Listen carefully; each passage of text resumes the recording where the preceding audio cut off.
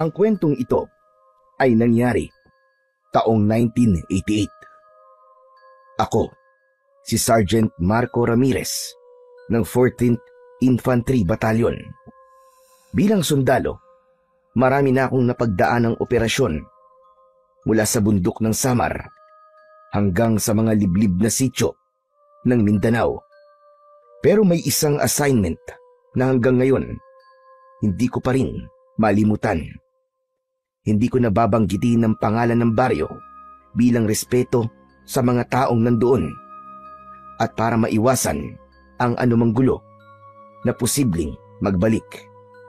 Kasama ko nga pala noon ang aking asawa na si Corporal Lira Ramirez. Kapwa sundalo, kapwa sanay sa hirap ng buhay. Pero higit sa lahat, siya ang babaeng kahit na anong lakas ko, hindi ko kayang tapatan sa tigas ng ulo. Matapang, palaban, at kung minsan ay mas matigas pa sa bakal kapag nakikipagtalo. Magkaiwalay sana kami ng assignment pero pinagsabay kami ng utos ng kampo. Temporary posting daw sa isang baryong matagal ng tahimik. Too quiet, sabi pa nga ng commanding officer namin habang nag-aayos kami ng gamit sa sasakyan. Noon, akala ko ay biro lang yon. Pero habang naglalakbay kami, napansin kong masyadong mapuno at liblib ang lugar na pupuntahan namin. Para bang unti-unti nang nawawala ang mga palatandaan ng kabiasnan. Wala ng poste ng kuryente. Bihira na ang bahay at puro masukal na ang kagubatan ang nasa magkabila ang gilid ng daan. Tahimik lang kami sa loob ng sasakyan. Pero maya-maya pa ay bigla akong napatingin kay Lira. Bigla niya kasi akong kinalabit. 6 na oras na tayo nasa daan, Marco ah. Nakamasid siya sa labas. Kita ko sa mga mata niya. Alerto siya. Ganito siya palagi kapag may nararamdaman siyang kakaiba. Hindi ko alam kung instinct ba yun bilang sundalo o simpleng pakiramdam lang ng babae. Teka nga, tama ba talaga tong daan natin? O kung may baryo ba talaga tayong pupuntahan? Hindi kaya niloloko lang tayo ng mga kasama natin? Napangiti ako sa tinura niya. Pero sumeryoso ako nang makita kong tumingin siya sa akin. Tama siya. Masyado nang matagal ang biyahe. Bakit naman gagawin sa atin yun? Siguro naman hindi nila gagawin biro ang pagkawala ng mga kasamahan natin. Standard verification lang daw to. Tignan natin kung sino may pakana. Kung mga rebelde ba o illegal logging activity. Ano? Illegal logging? Ano namang connect nun sa mga nawawalang tao? Saka bakit tayong dalawa lang ang ipinadala ngayon para mag-imbestiga, diba? Bakit nagtitipid na ba sila sa mga tao? Huwag ka na lang mag-isip ng kung ano-ano, Lira. Kaya siguro tayo lang ang pinadala. Ay, dahil hindi naman talaga delikado ang operasyon na gagawin natin. Magtanong-tanong na lang tayo sa mga residente kung anong alam nila. Yun lang, tapos pwede na tayong umuwi. Sana nga, ganun lang, Marco. Sana nga. Tumahimik ako at nag-concentrate sa aking pagmamaneho. Ilang sandali pa ay sumapit na kami sa paakyat na kalsadang puro liko. Napansin kong mas nakakatakot na ang daan. Pero binaliwala ko lang yon. Nagpatuloy ako sa pagdadrive. Hanggang sa wakas, sa dulo ng isang matarik na kurbada, nakita na namin ang isang lumang arko na halos gumuho na dahil sa kalumaan. May mga bitak na at halos mahulog na ang kalahati ng sementong pundasyon. Pinilit kong basahin ang nakasulat dito kahit natatakpan na ng mga gumagapang na baging at lumot. Sa gitna ng kalumaan nito, halata pa rin naman ang mga letra. Tinapakan ko ang preno. Oh, nandito na tayo. Ito na yun? Sure ka ba? Bakit parang nakakatakot naman dito? Halos wala akong makitang tao ah. Pagkasabi nito ni Lyra, ay napatingin ako sa paligid. May mga bahay nga. Karamihan ay yari sa kahoy. May ilan pang may lumang disenyo ng kapis windows. Pero sarado ang mga bintana. At tama siya, parang walang mga tao.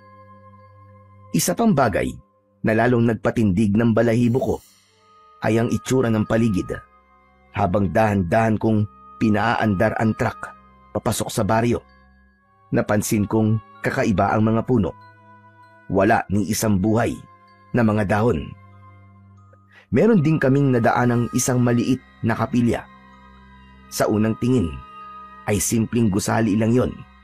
Pero nang makalapit kami, doon ko nakita ang tunay na itsura nito. Gumuho na ang kalahati ng pader at ang natitirang bahagi ay natabunan na ng damo at ugat ng mga halaman.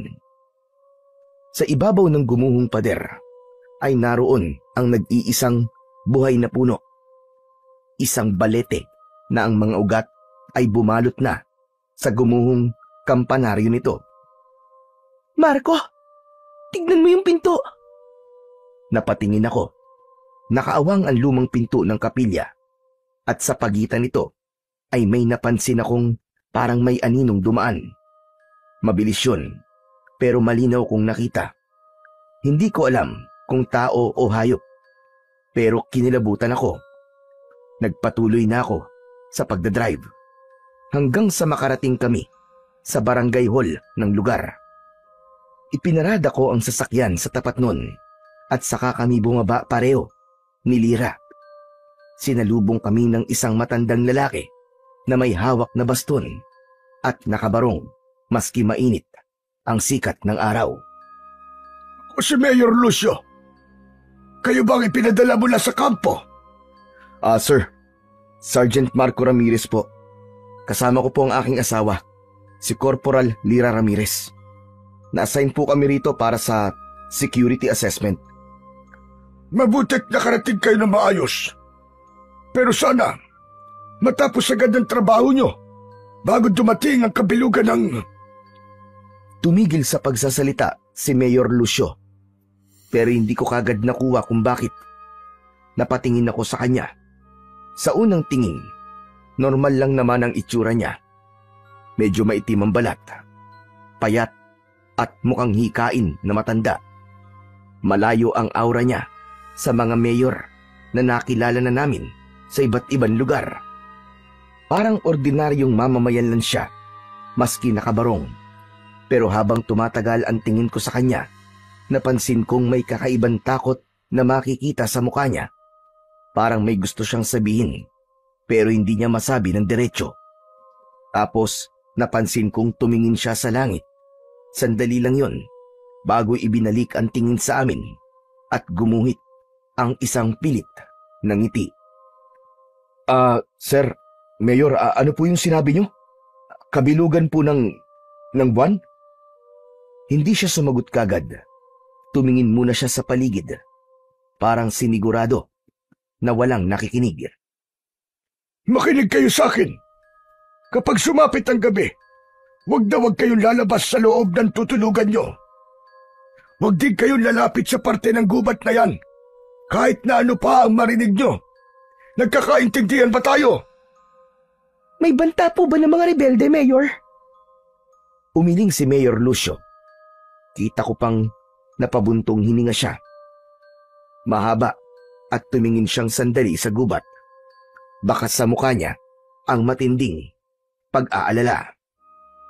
Hindi tao ang kalaban dito. Tumahimik kaming lahat. Walang kumibo. Tumingin si Lyra sa akin. Bagyang tumaas ang kilay. Tapos ay sa kanya ibinaling ang tingin sa matandang lalaki. Ho? Ano pong ibig niyo sabihin, Mayor? Ano po ba ang mga makakalaban natin dito? Muling naulit ang ekspresyong ipinakita niya kanina. Muli rin siyang sumagot ng malayo sa tinatanong namin. Hindi ko tuloy maiwasang makaramdam ng inis. Pero dahil sundalo kami, pinakalma ko ang sarili ko. Mayor, kaya ho kami pinapunta dito ay para imbestigahan po ang mga reports tungkol sa mga nawawalang tao dito sa baryo na to. Kung may alam po kayong impormasyon tungkol dito, makipagtulungan po kayo sa amin. Hindi pwede ang ganun. Kung gusto nyo ng sagot, gusto ko, kayo mismo ang makatuklas ng tunay na nangyayari dito. Dahil kapag sinabi ko lang, baka hindi kayo maniwala. Nang marinig ko ang sinabi ni Mayor, husa akong napatingin kay Lyra. Kita ko agad ang reaksyon sa mukha niya. Galit na may halong inis. Napailing siya at pinagsalikop ang mga braso habang nakatitig ng matalim kay Mayor. Ang sabi mo kanina ay hindi tao, Mayor. Ano yun? Mga multong kalaban niyo dito? Bago pa siya makapagsalita ng mas matalim, ay agad ko na siyang hinawakan at hinila palayo ng konti kay Mayor. Lyra, tama na. Ano ka ba? Pigilan mo ang sarili mo. Nandito tayo para mag-assess at i-verify ang mga nangyayari. Sa tingin ko, ay maganda lang may konti tayong malaman mula kay Mayor kaysa puro kuro-kuro lang, gaya ng illegal logging o kung ano paman. Pero hindi ba't mayor siya ng bayang to? Tungkulin niya rin na protektahan ng lugar at panatilihin ang katahimikan. Kung hindi siya makikipag-cooperate sa atin, para tayo makakatulong, di ba?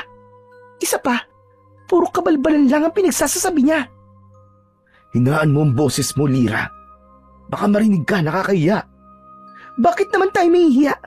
Totoo naman ang sinasabi ko, Pumalma ka lang. Mabuti pa dumito ka na lang muna at ako na ang kakausap sa kanya, okay? Ay nako, bahala ka. Muli akong lumapit kay Mayor at nagtanong. Iniba ko na ang usapan upang hindi na tumaas panlalo ang tensyon. Mayor, sino po pala ang kapitan dito? Pwede ko po ba siyang makausap? Wala pa ho kasi kaming matutuluyan ng kasama ko Walang kapitan sa baryo na to. Pero may alam ako matutuluyan ninyo. May mga naunang sundalo ang nagpunta dito at meron silang tinutuluyan na barracks malapit lang dito. Pwede kayo ron. Matibay ang ginawa nilang barracks na yon. Ganun ho ba? Ayos lang ba sa inyo yon? Oo naman po. Maraming salamat, Mayor. O sige, sundan niyo ako. Dadalhin ko kayo doon. Sinundan namin si Mayor Lucio habang sakay siya ng luma at maliit na kotse. Dinala niya kami sa isang lugar kung saan may nakatayungang mga barracks. 5 ito at nakatayo ng magkakatabi sa isang bakanting lote. Lumapit ako at napansin kong luma na ang mga gusali. Ang mga dingding ay yari sa kahoy at yero at may mga bahagi ng sira o butas. Ang bubong ay kalawangin na may ilang yero na halos matanggal na.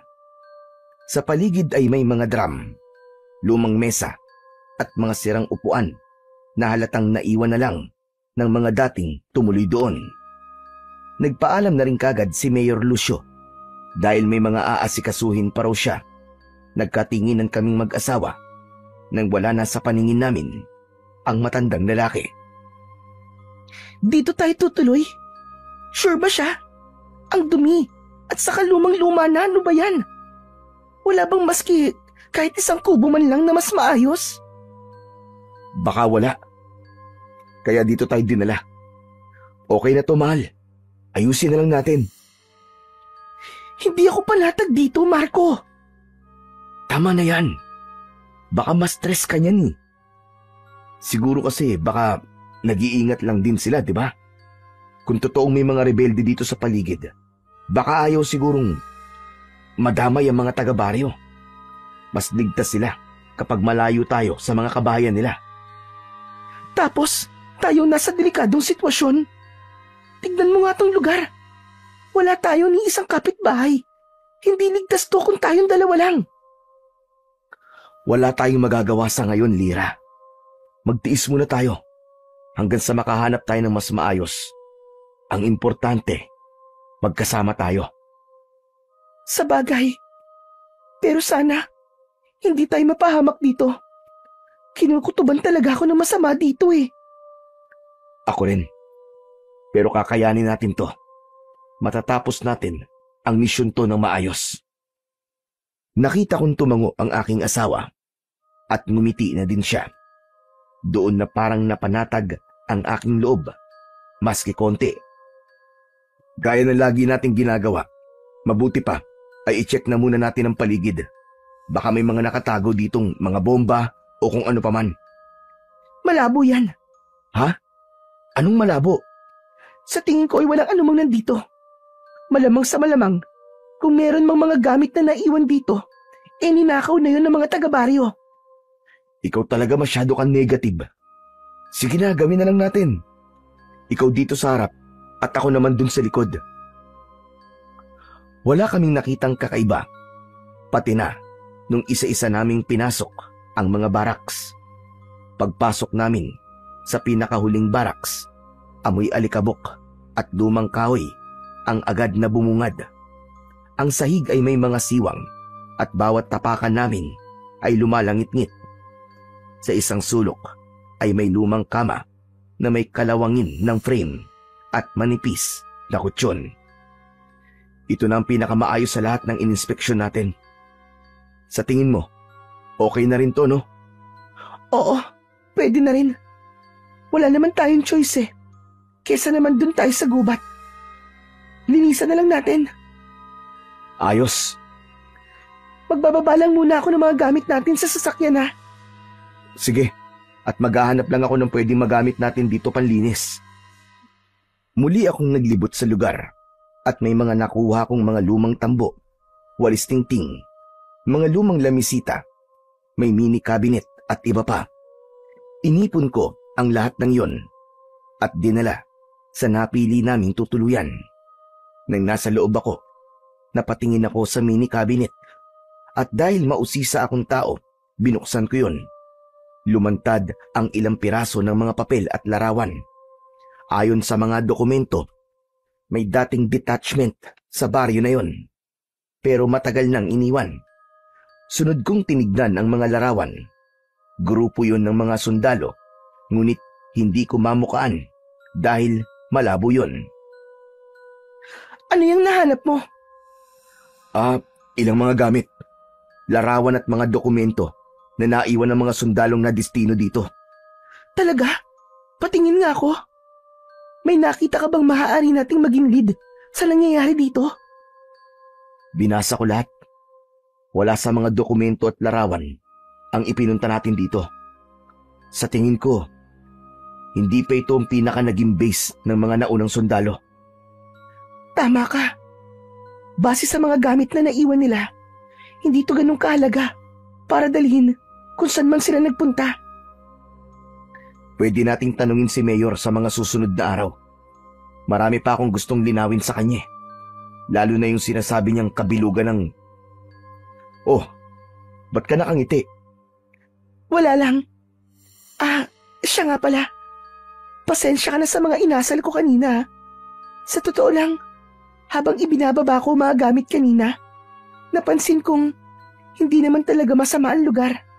Saka, mukhang magiging bakbakan at adventure ang mission ito para sa atin.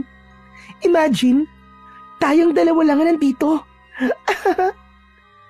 Ikaw ha? Iba na naman ang takbo ng isip mo ha? Ibang bakbakan ang nasa isip mo eh. Pumipilya ka na naman ha? Bakit? Ayaw mo? Sige, ikaw ang bahala. Huy, wala akong sinabing ganun ha? Ipinagpatuloy na namin ang paglilinis at pag-aayos ng mga gamit. Nagwalis, nag-alis ng mga kalat at inayos ang mga lumang gamit na pwede pang magamit. Tinanggal ko ang mga basag na bote at lata na nasa sahig, samantalang silira naman ang nagpunas ng mga alikabok. Mabilis na lumipas ang oras. Unti-unti nang dumilim ang paligid nang di namin namamalayan. Nagsindi kami ng lampara na dala namin.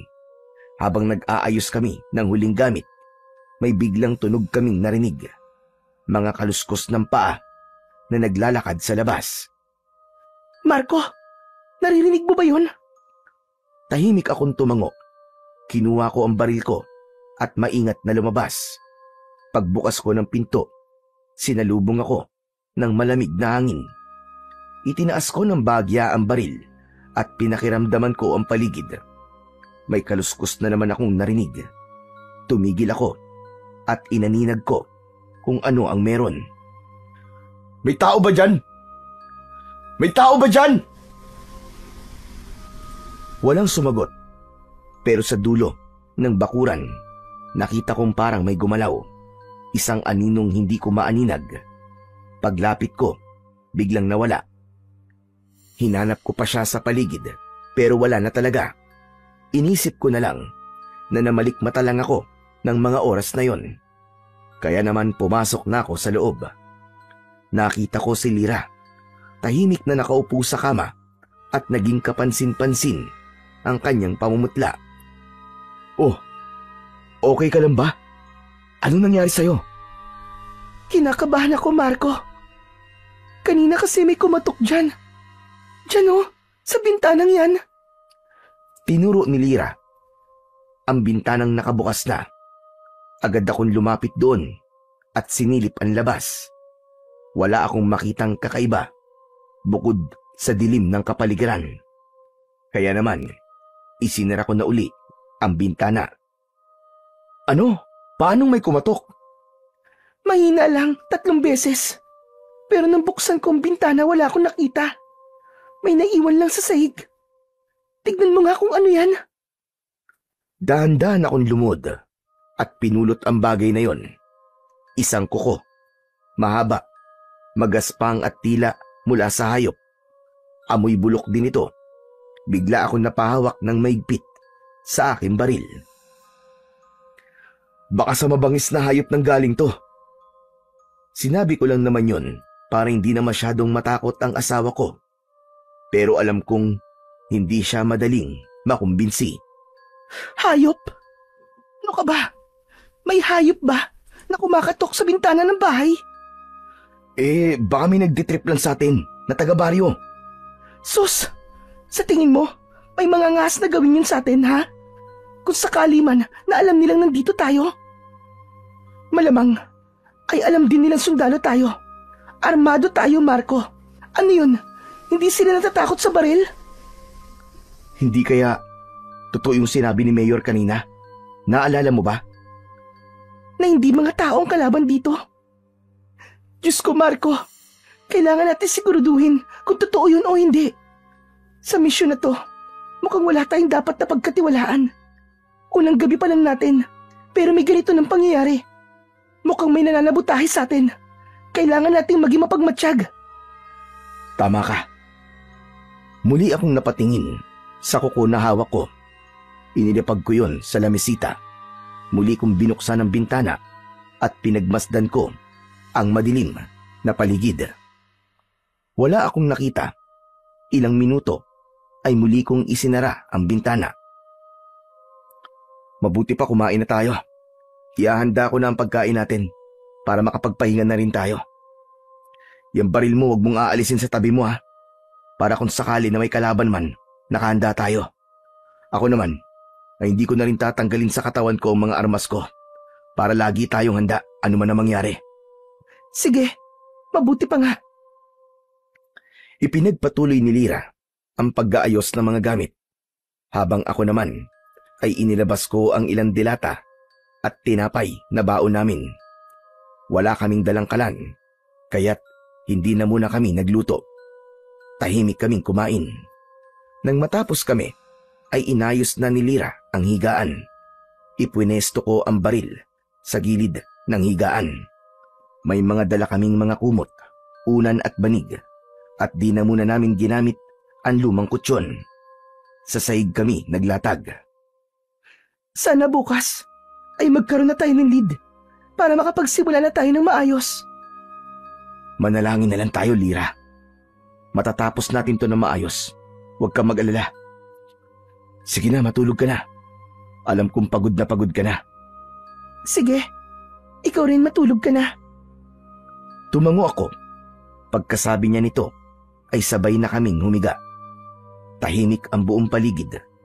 Makalipas ang ilang minuto ay nakatulog na si Lira. Pero ako, nanatili akong gising. Hindi ako makatulog dahil sa pangamba. Patuloy akong nagbantay.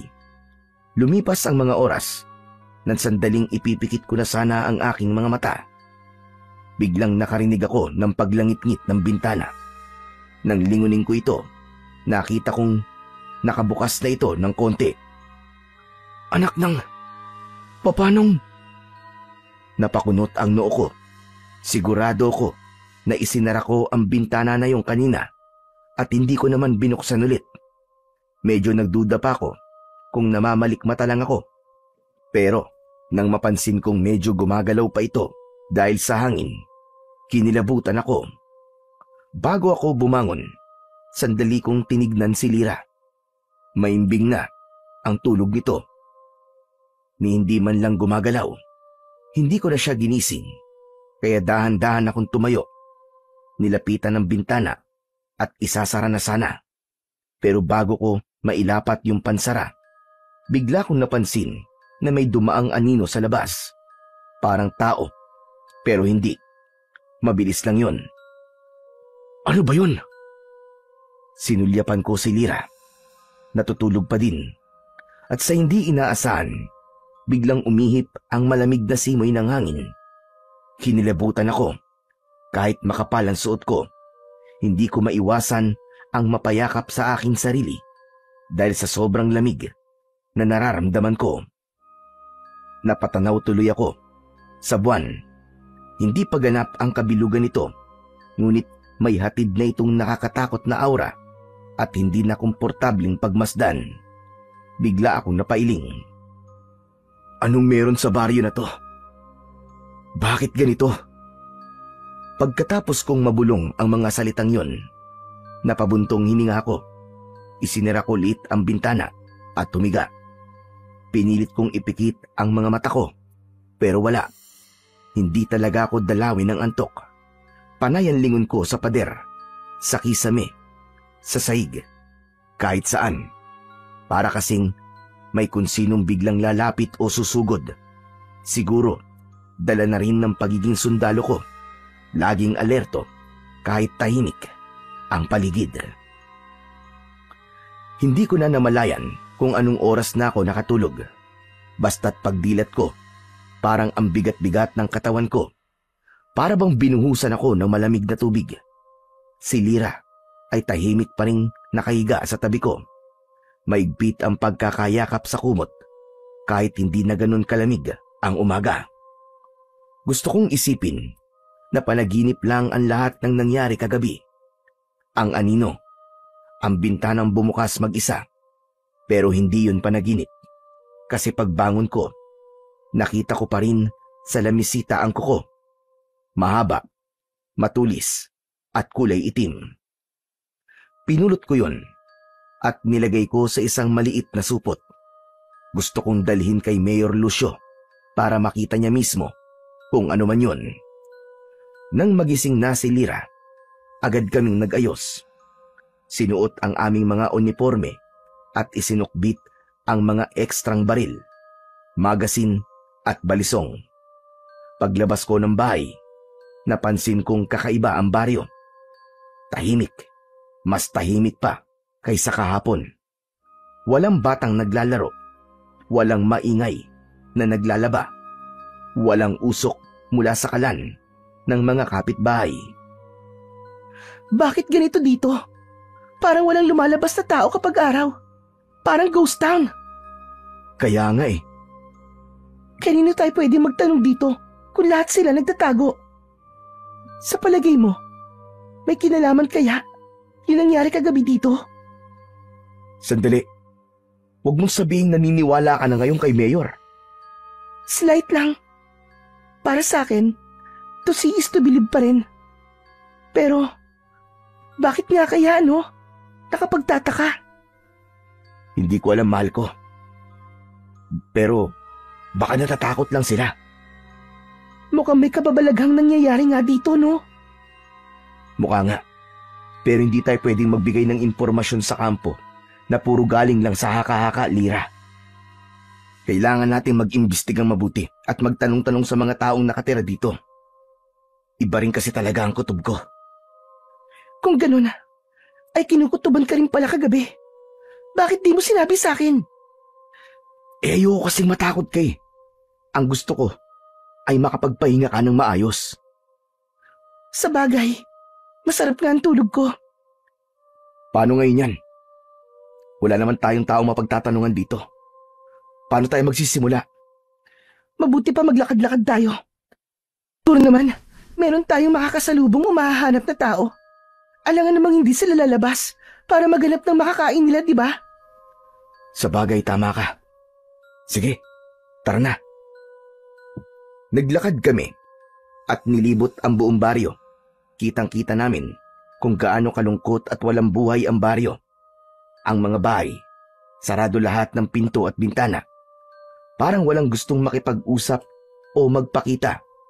Ngunit sa isang bahay, may napansin akong isang matanda na dahan-dahang sumisilip mula sa loob ng bahay.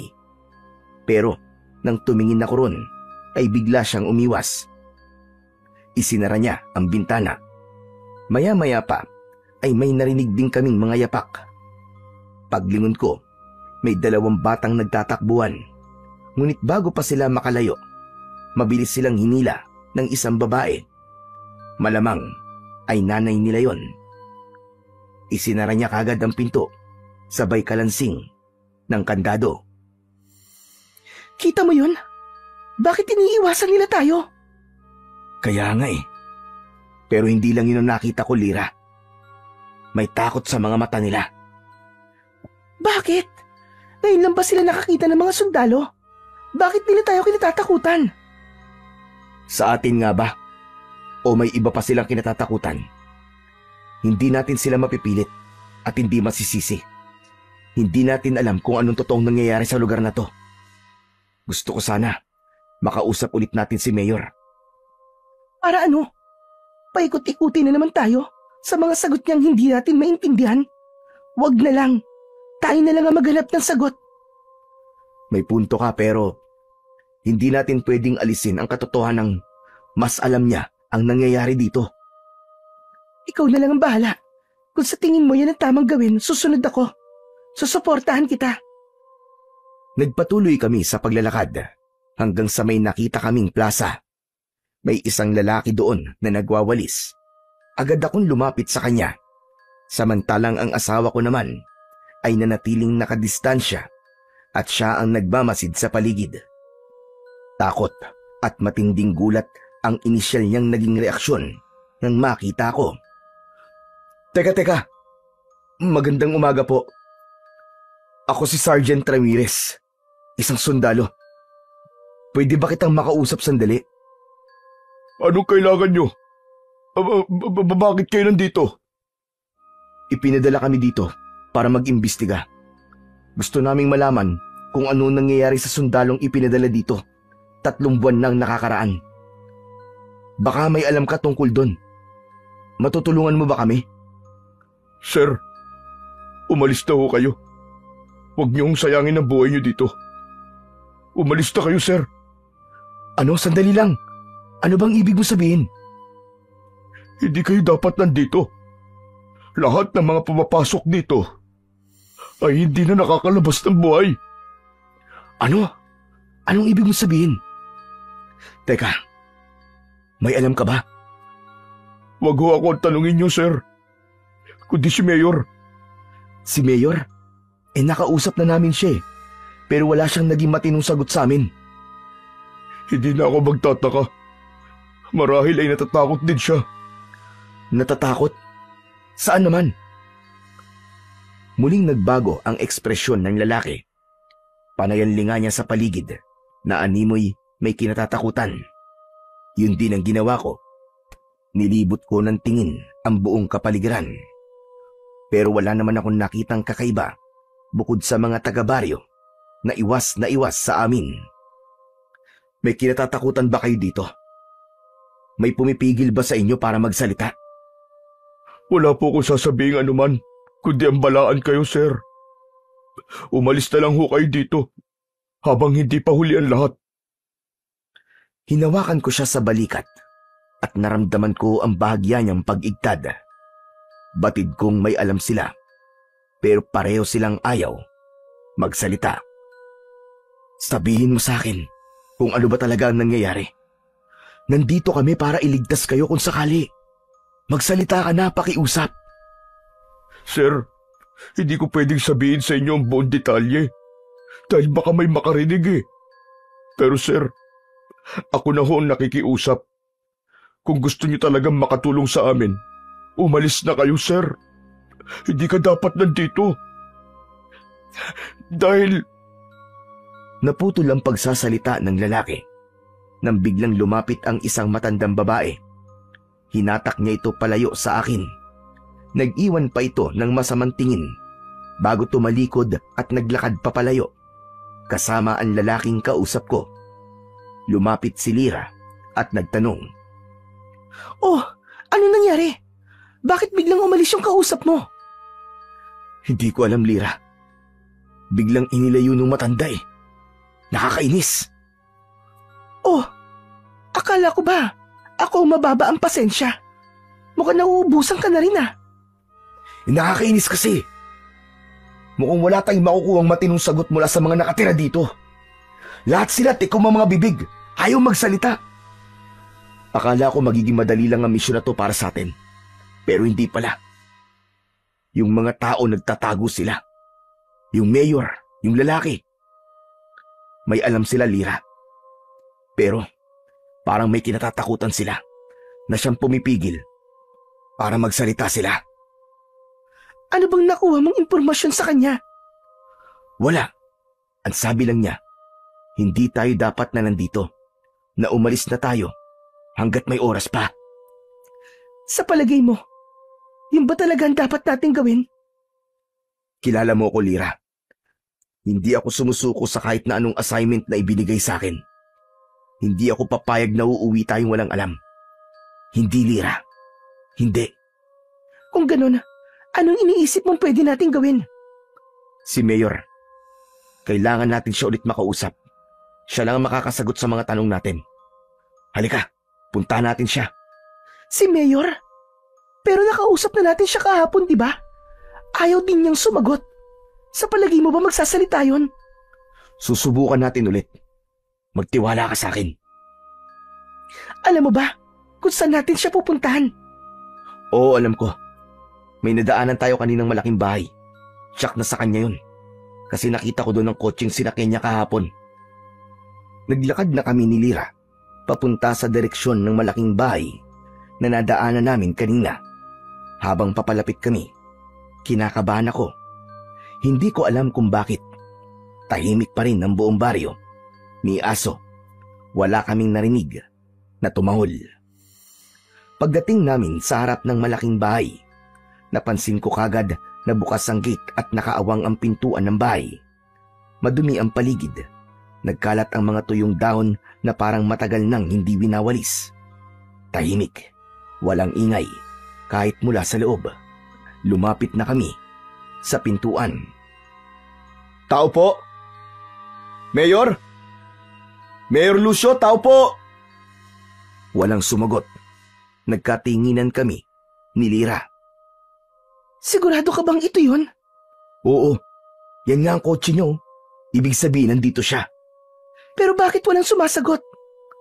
Susubukan ko ulit. Baka tulog pa ang matanda. Teka. Mayor Lucio! Ako po ito, si Ramirez. May kailangan lang po sana kaming itanong sa inyo. Subalit wala pa ring sumasagot. Dahan-dahan kong itinulak ang pinto.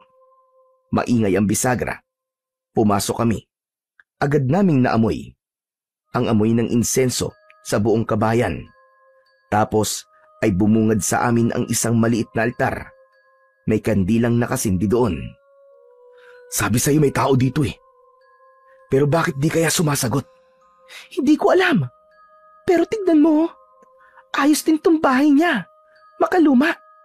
Parang ganito yung bahay ng lola ko nun. Hulaan ko. Relihiyoso si Mayor.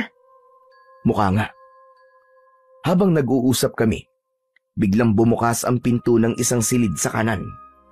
Pareho kaming napalingon ni Lyra. Mula roon ay lumabas si Mayor Lucio. Nakasuot siya ng puting kamis at chino. May rosaryong nakabitin sa kanyang leeg. Nanlaki ang mga mata niya nang makita kami. Anong ginagawa niyo dito? May kailangan ba kayo sa akin? Mayor, pasensya na ho kung pumasok po kami na walang paalam. Kanina pa po kasi kami tawag ng tawag sa labas pero wala pong sumasagot. Nag-alala po kami sa inyo. Tahimik muna si Mayor. Tila nag-aalangan siyang magsalita. Napansin kong nanginginig ang kanyang kamay habang hinahaplos ang rosaryo sa leeg niya. Marami po kasi kaming itatanong sa inyo, Mayor. Naku, pasensya na. Pero baka hindi ko kayo mahaharap kasi maraming gawain dun sa bayan. Kailangan kong pumasok at magtrabaho. Pero sandali lang to, Mayor. Bigyan niyo lang ho kami maski ilang minuto lang. Kinuha ko ang maliit na supot na nakatago sa aking bulsa. Maingat kong inilabas ang kuko. Inilapag ko yun sa ibabaw ng mesa na nasa malapit sa amin. Mayor Lucio, nakuha ko po ito kagabi. Sa palagay nyo, anong klaseng hayop ang meron nito? Napansin kong biglang nag-iba ang mukha ni Mayor Lucio. Parang natigilan siya.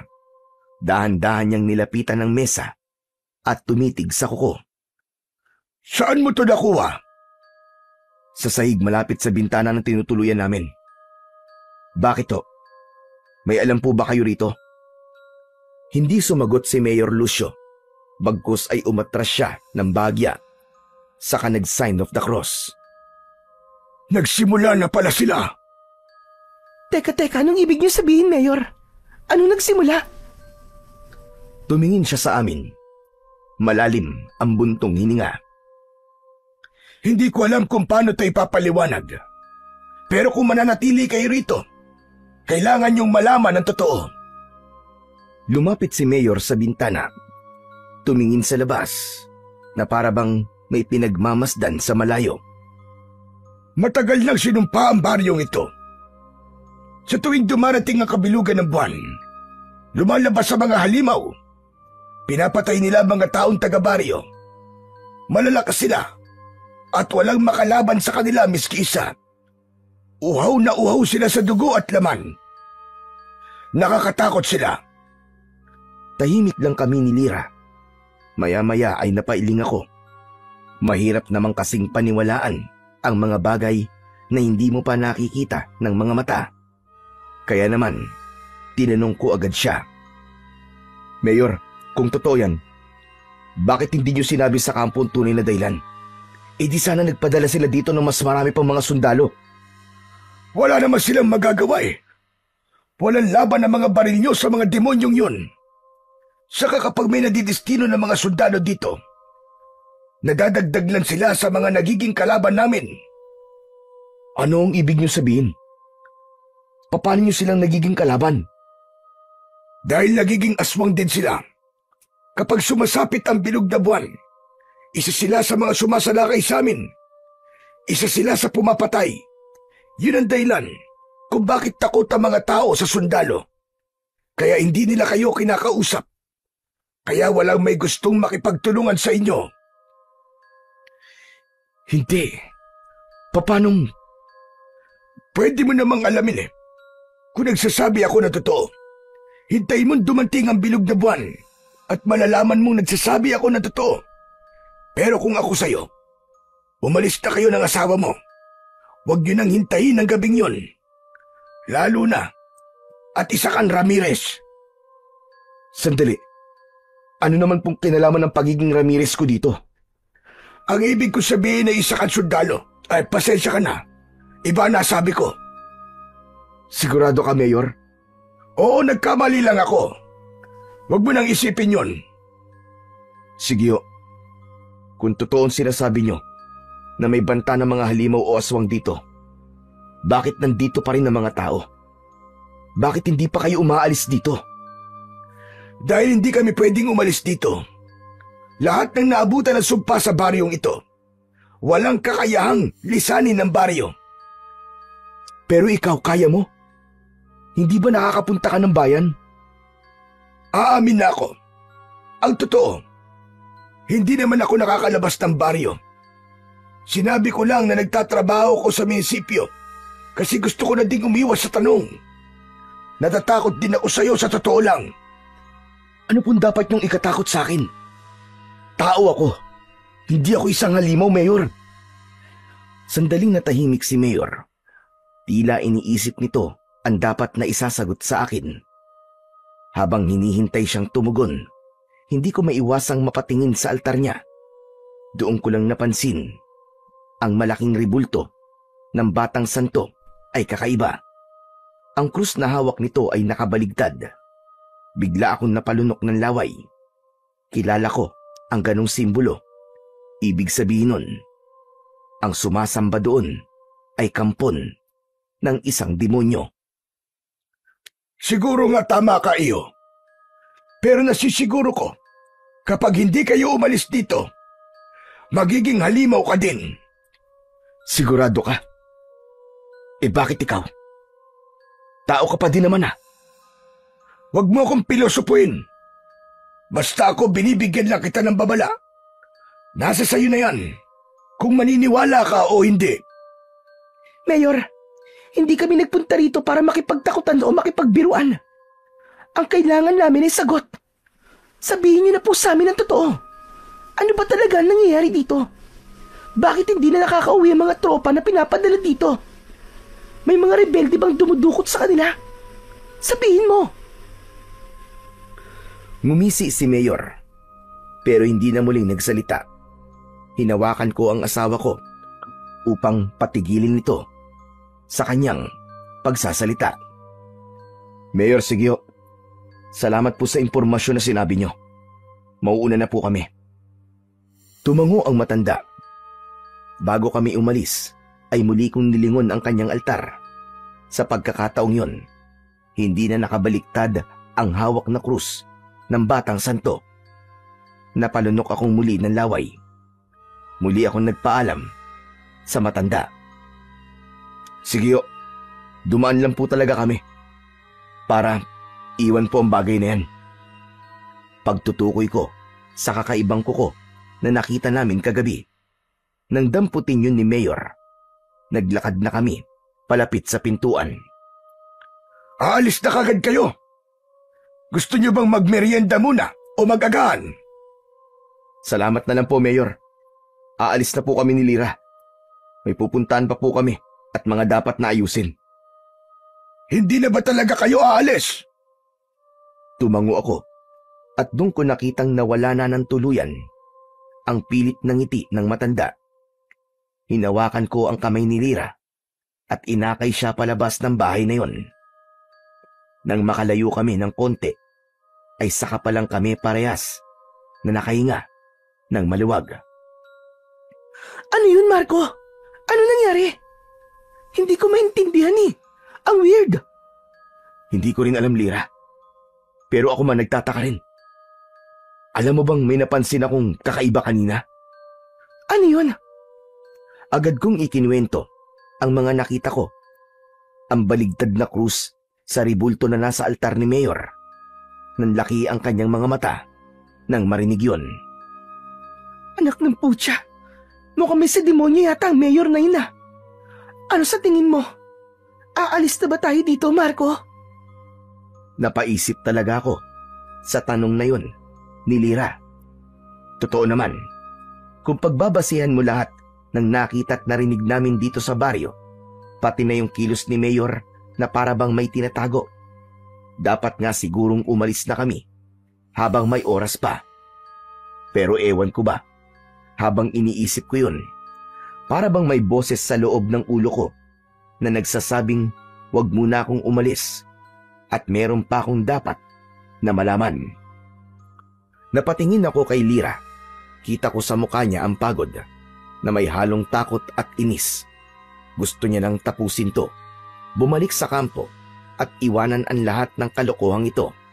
Pero sa loob-loob ko, hindi pa ako kontento. May mali talaga. Hindi pa tayo aalis, Lira. Sigurado ka? Hindi mo ba talaga naiisip na baka delikado talaga dito? Dadalawa lang tayo dito, Marco. Kakayanin ba natin? Hindi naman tugere. Para kailanganin ng madaming sundalo, Lira. Ang kailangan lang natin ay malaman ang katotohanan. Kailangan nating matapos ang misyon na to. Kailangan nating malaman kung yung mga aswang ba na sinasabi ni Mayor ang totoong dahilan kung bakit missing in action ang kaibigan kong si Ortega at ang mga kasama niya. At kung bakit natulad ang grupo nila sa naunang ipinadalang sundalo dito. Yung misyon na tinakasan ng tatay mo? Tama ka, Lira. Gusto kong alamin kung ano yung hindi niya masabi sa akin noon. Biglang bumalik sa isip ko ang mga kwento ng tatay ko tungkol sa liblib na baryong yon sa Negros. Ayon sa kanya, ipinagbubuntis pa lang ako ng nanay ko nang umalis siya para madestino rito. Ang naaalala ko sa mga kwento niya, tumakas siya at iniwan ang mga kasama niya. Wala raw siyang ibang nasa isip noon kundi ang asawa niyang buntis at ang anak na malapit ng isilang. Iniwan niya ang kanyang mga kabaro sa gitna ng misyon. Lumaki akong nakikita siyang palaging malungkot. Palagi bang parang may dinadala. Madalas kong maririnig siyang bumubulong ng pagsisisi na sana raw hindi siya tumakas, na sana raw ay hinarap niya ang misyon hanggang dulo, hanggang sa kinamatayan na lang niya ang pagsisisi. Makalipas ang mga taon. Samantala, nang nasa serbisyo na ako, natuklasan ko ang tungkol sa misyon na yon. Wala palang nakakalam na nakauwing buhay ang tatay ko. Mula kasi nang nanggaling siya sa baryong ito, hindi na siya nagpakita sa kanilang kampo. Hindi na siya bumalik sa serbisyo. Kaya nga, nang mapag-usapan ang tungkol sa misyong yon, lingid sa kaalaman ni Lira, ay nagboluntaryo ako na kami na ang sasabak sa misyon. Gusto kong malaman ang sagot kung bakit naging ganun ang tatay ko.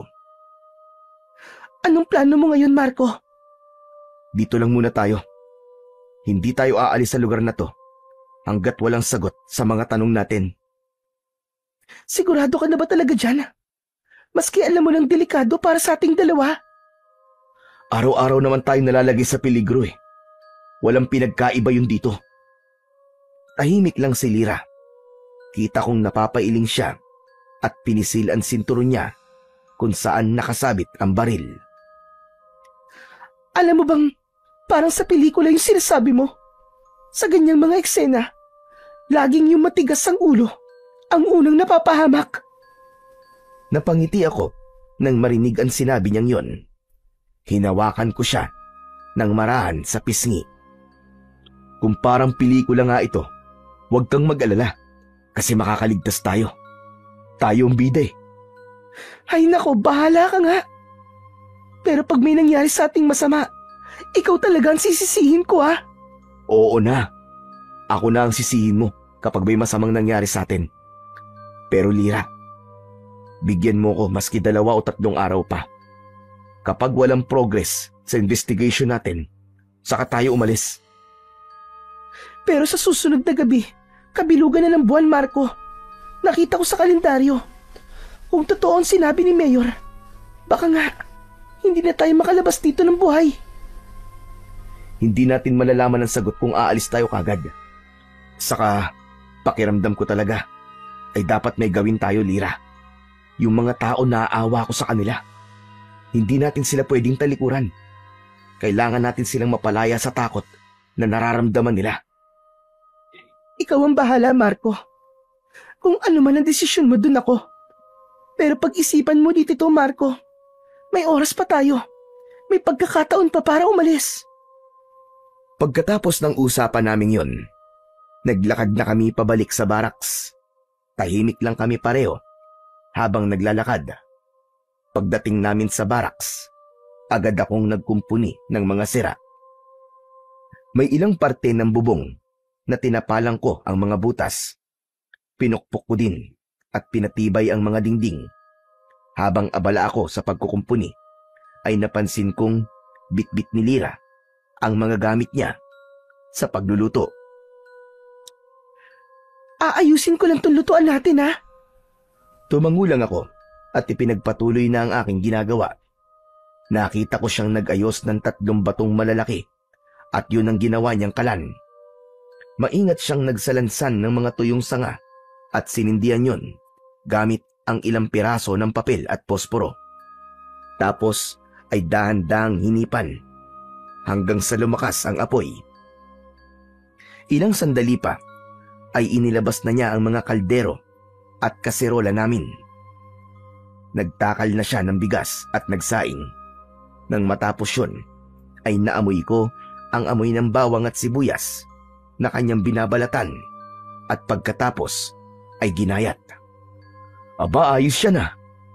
Ang galing talagang dumiskarte ng misis ko. Siyempre, mas mahirap kalabanin ng gutom kaysa sa aswang, ano?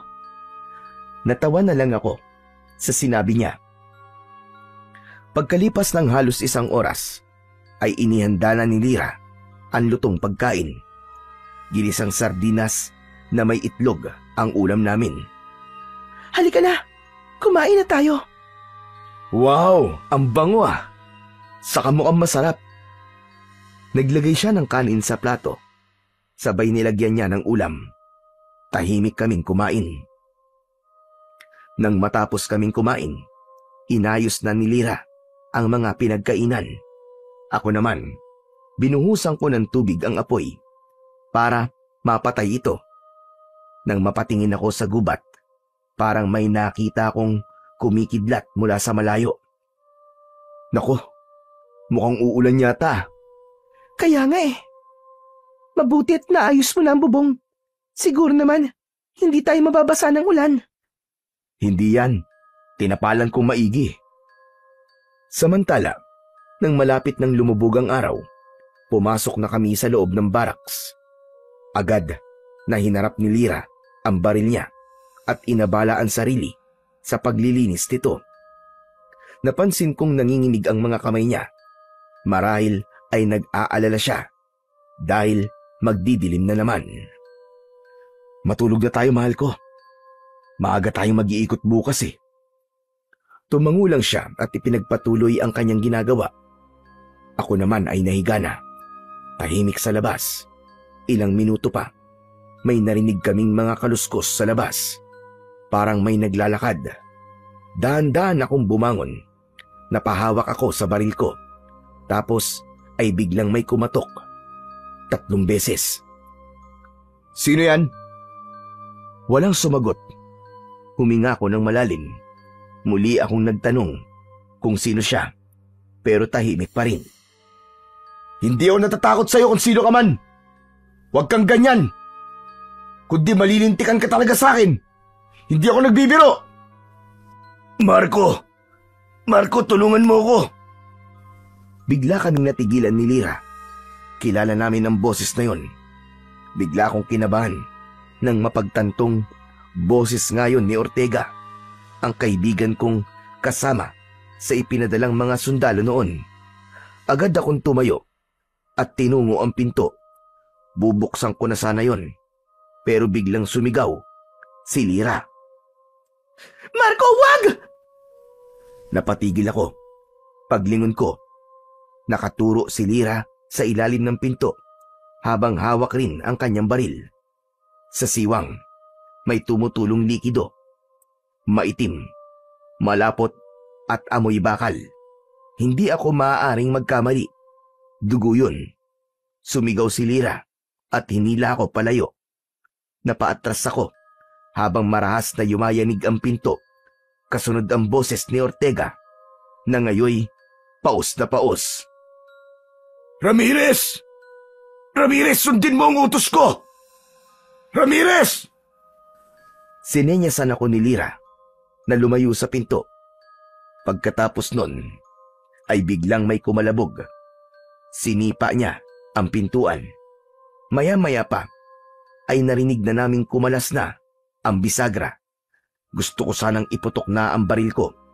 Pero nagdalawang isip ako.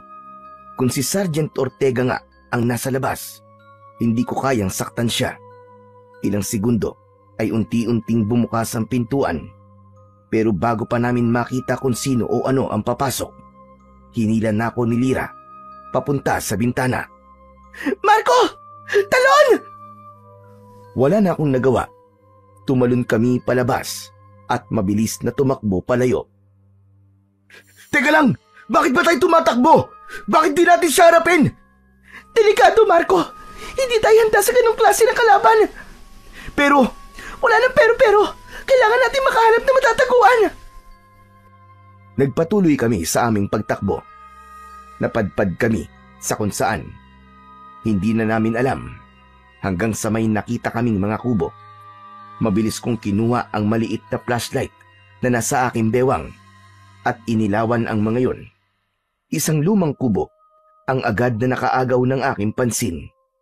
Sa paligid kasi nito ay may mga nakakalat na baril at mga magasin. Tignan mo, Lyra. Mukhang may tumirang sundalo dito. Mukha nga. Pero, nasaan sila? Hindi ko alam. Tara, tignan natin. Pagpasok namin sa loob ng kubo, nakita namin na magulo at makalat ang mga gamit na naroon. May mga natuyo ding dugo sa sahig, parang hinila palabas. Ano kayang nangyari dito? Dahan-dahan kong inilawan ang bawat sulok at may mga nakita kaming mga bakas ng kalamot. Doon namin napatunayan ni Lyra na hindi nga tao ang naging kalaban ng mga sundalo doon. May nakita kaming logbook. Agad na binuklat yun ni Lyra at ang huling entry na nakasulat doon ay galing kay Ortega. Mga nilalang ng dilim ang kalaban nila, Marco. Tignan mo. Nakasulat dito na may mga naging kalaban silang mga aswang. Hindi. Kung ganun, ay totoo ang sinasabi ni Mayor. Hindi pwede to, Marco. Hindi pwede to. Hindi pwede. Huminahon ka, Lyra. Hindi ngayon ang panahon para paghinaan ka ng loob. Kailangan mo maging kalmado. Kailangan mo maging malakas. Kasama mo ako, mahal ko. Malalampasan natin to. Pero Marco, kinakabahan ako. Paano tayo lalaban kung sakaling sumugod sila dito? Hindi ganito ang gusto kong kamatayan. Huwag kang mag-isip ng kung ano-ano. Bukas na bukas, aalis na tayo dito, pangako yan. Niyakap ko si Lyra.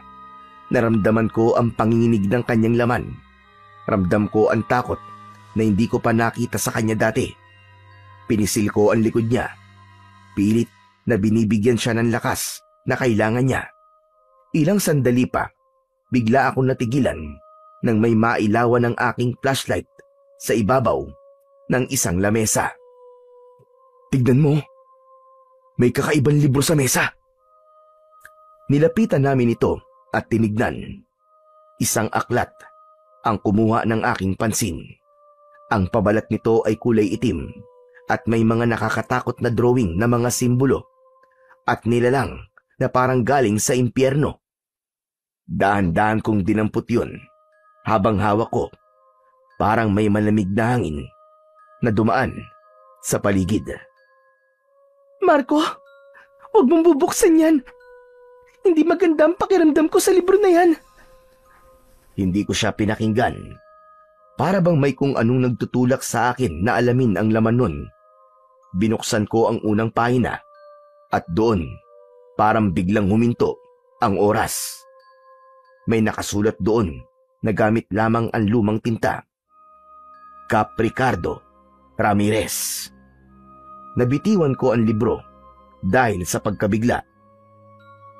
Ano nakasulat, Marco?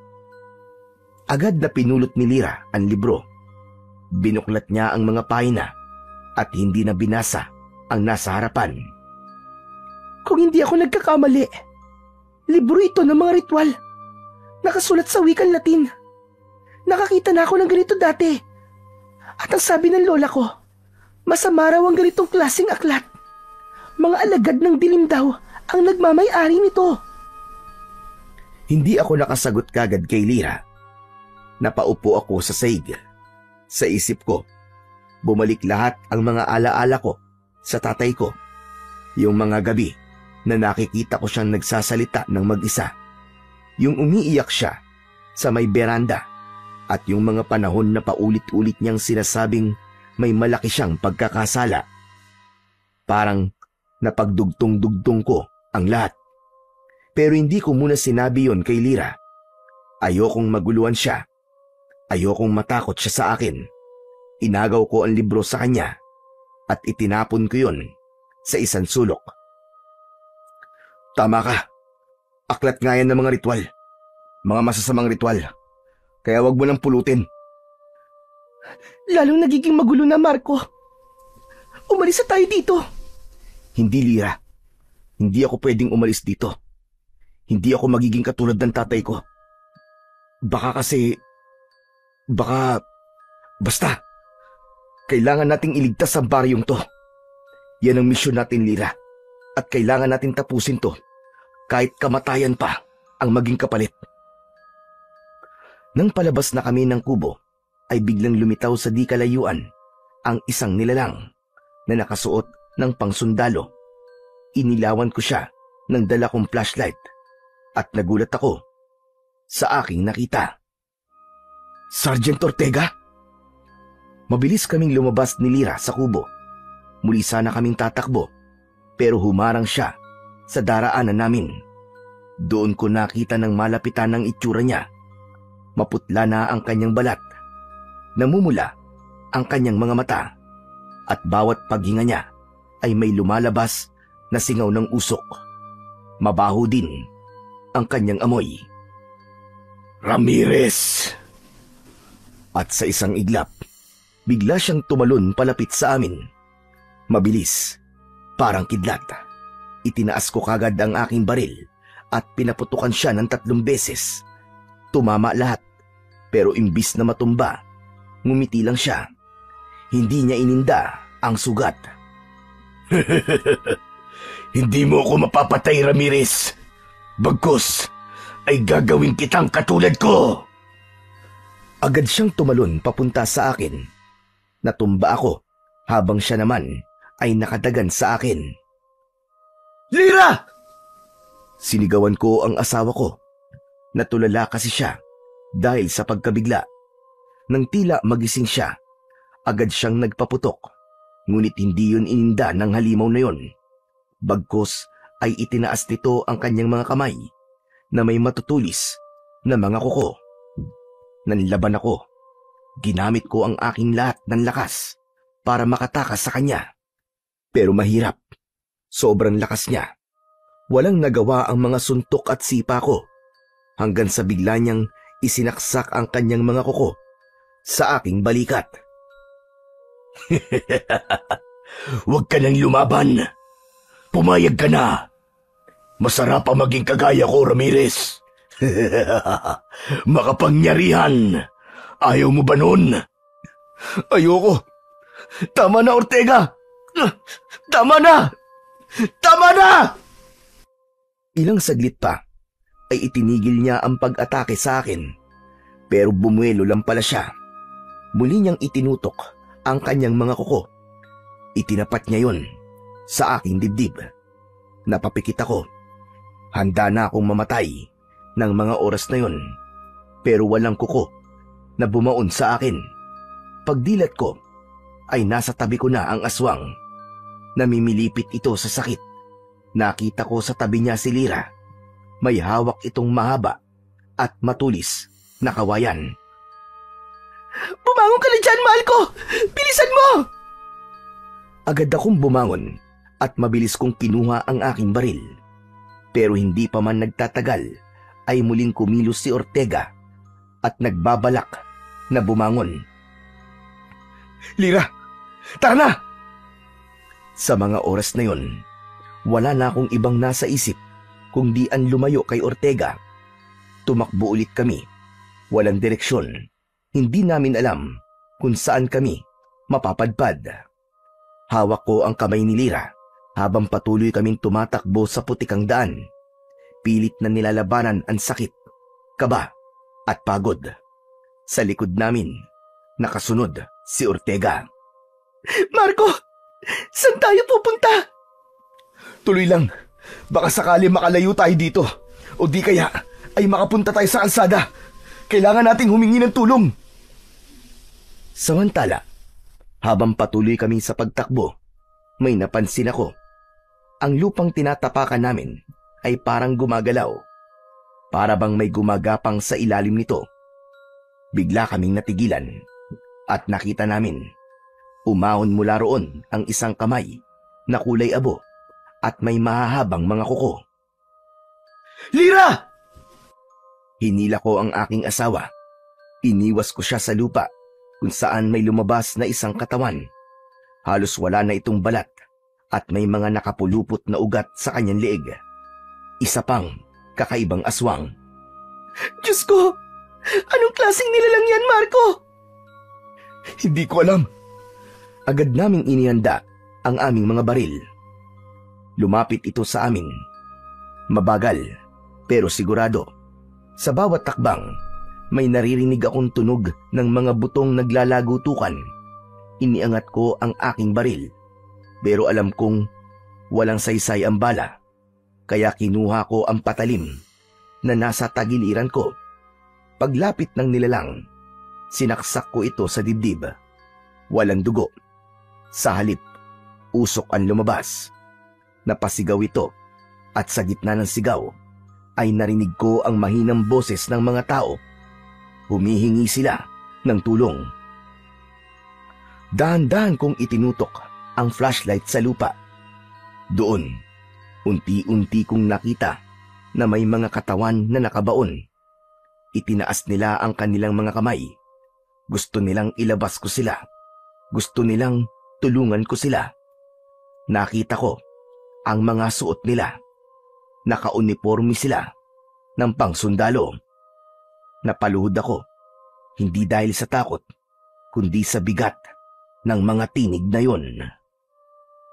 Huwag ka nang makialam sa kanila, Ramirez. Huwag ka nang makialam. Hayaan mo sila. Huwag mo silang tulungan. At bakit hindi? Bakit mo ako pinipigilan? Kailangan sila dyan para maipagpatuloy ang sumpa ng baryong ito. Ang kanilang mga kaluluwa hindi dapat mapalaya. Anong pinagsasasabi mo? Ikaw ba may gawa nito, Ortega? Pinatay mo mga kasamahan natin? Hindi ako ang pumatay sa kanila. Mga aswang. Sila ang pumatay. Ngunit, isa kang aswang. Hindi. Isa akong isinumpa, Ramirez, dahil pinakialaman ko ang aklat ng mga ritual. Ginawa ko yun para maipagpatuloy ang... Kaya pala natatakot ang mga tao dahil ikaw ang gumawa ng sumpa. Hindi ako ang gumawa ng sumpa. Ang tatay mo ang nagsimula ng sumpa sa baryo na to, Ramirez. Isang sumpa na bigla niyang iniwan at di tinapos. Ako lang naman ang bumuhay muli sa sumpa nang mapadpad kami dito. Malaking tulong ang librong yon ng mga mahika at orasyon.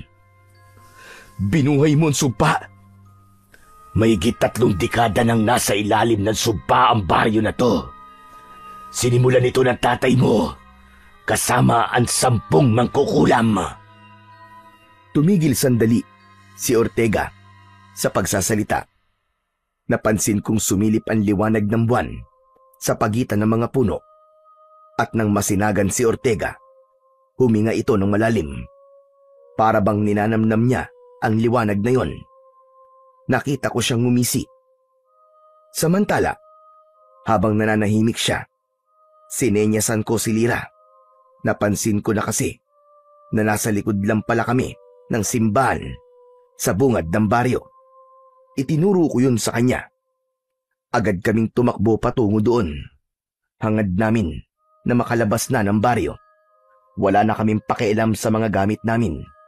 Ang mahalaga sa amin ng mga oras na yon ay ang aming kaligtasan. Hindi sumunod sa amin si Ortega. Ngunit nang matapat na kami sa simbahan, biglang gumalaw ang mga baging sa balete. Pumulupot yun sa mga paa namin. Sigaw kami ng sigaw ni Lira.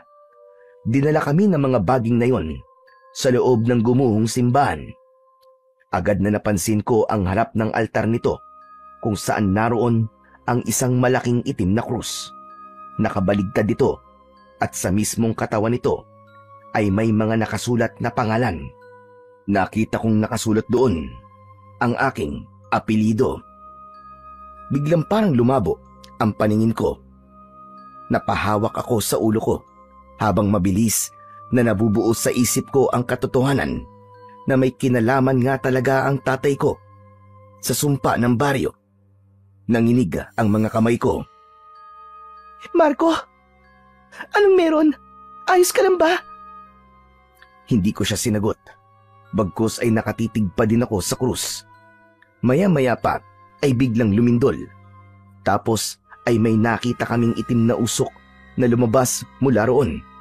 At ang usok na yon ay naghugis tao. Sergeant Ortega! Ako nga, Ramirez. Ngayon narito ka na. Maaari na nating ituloy ang ritual para magpatibay sa sumpa. Ritual? Anong ritual ang itutuloy? Ang dugo ng isang Ramirez. Yun ang kailangan para mapagtibay ang sumpa sa baryong ito. At sa tingin mo ba'y makikipagtulungan ako sa'yo? Kung ang dugo ko magpapatibay sa sumpa, hindi ko gagawin yan. Tutulungan ko mapalaya ang mga taga-baryo. At bakit mo naman gagawin yun? Susuwayin mo ba ang ritual na sinimulan ng tatay mo? Huwag mong isasali dito ang tatay ko, Ortega. At bakit hindi?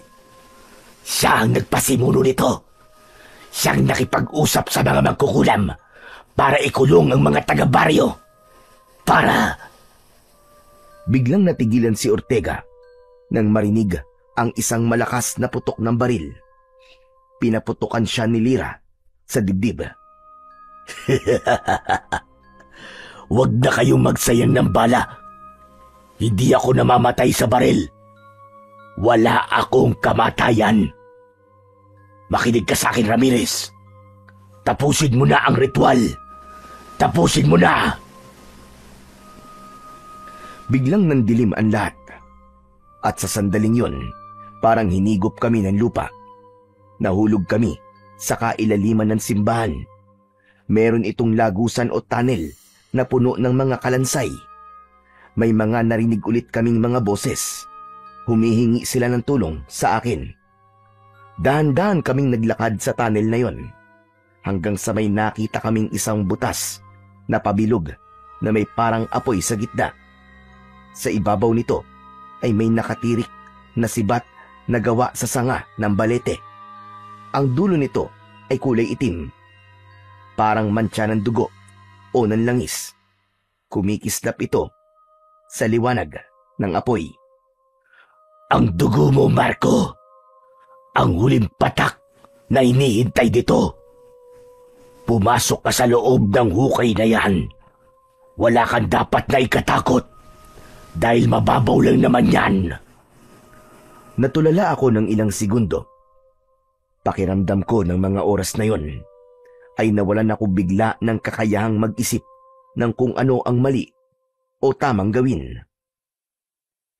Matagal nang hinihintay ng lupa ang dugo ng iyong ama, Ramirez. Patay na ang tatay ko. Wala ka ng dugo na aasahan. Dugo niyang nananalaytay sa iyong dugo, di ba? Kaya sige na, tapusin mo na ang sinimulan niya.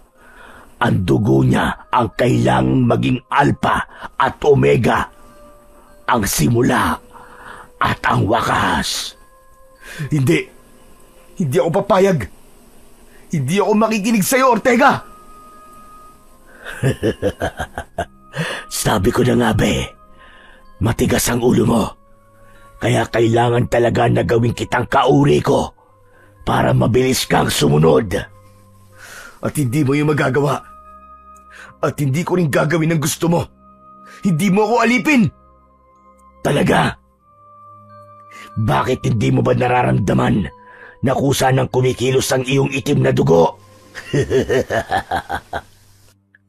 Bigla akong napatingin sa aking mga sugat.